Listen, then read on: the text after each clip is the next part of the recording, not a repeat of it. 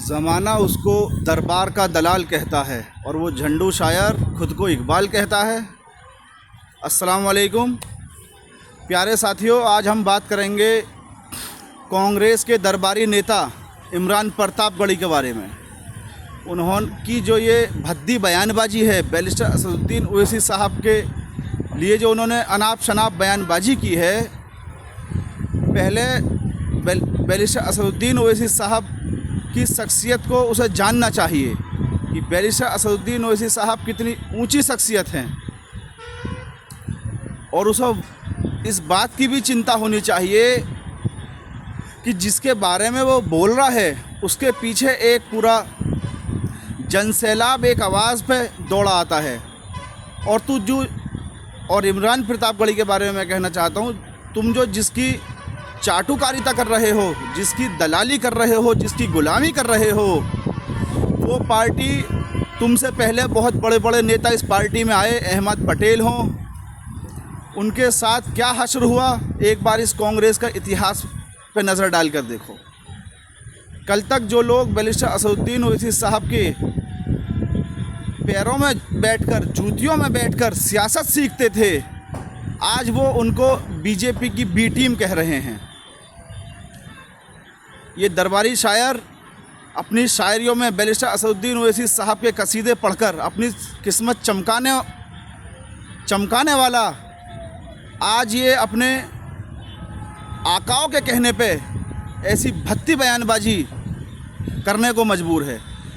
ये कोई नेता नहीं है जो कांग्रेस में हो या समाजवादी में हो, ये केवल पार्टियों के गुलाम हैं। हमने देखा था 2012 में जब मुजफ्फरनगर का दंगा छिड़ा था, समाजवादी की उत्तर प्रदेश में गवर्नमेंट थी, 60 विधायक असेंबली में मुसलमान बैठे हुए थे, लेकिन एक भी विधायक की इतनी जुर्रत ना हुई कि अपना मुंह खोल दे, पीड़ितों के, शोषितों के समर्थन में एक बयान भी जारी कर दे। केवल ये टेबल पटकाने का काम करते हैं और ताली बजाने का काम करते हैं, और जगह जगह पर मौका पड़ने पर ये दरी बिछाने का और कुर्सी बिछाने का काम करते हैं। आपने देखा होगा हाल ही में बिहार के अंदर चुनावी मौसम गर्मा रहा है। बिहार के अंदर जितनी भी सभाएं लगी हैं, तेजस्वी यादव की लगी हो या राहुल गांधी की लगी हो, इसमें एक भी आपने मुस्लिम दिग्गज नेता इनकी पार्टियों का स्टेज पे नहीं देखा होगा। उसकी वजह ये है क्योंकि आज सच्चाई ये है मुल्क की मुसलमानों को सियासी यतीम बना दिया गया है, राजनीतिक यतीम बना दिया गया है, राजनीतिक विकलांग बना दिया गया है, और उसके पीछे बनाने के पीछे कोई और दूसरी वजह नहीं है।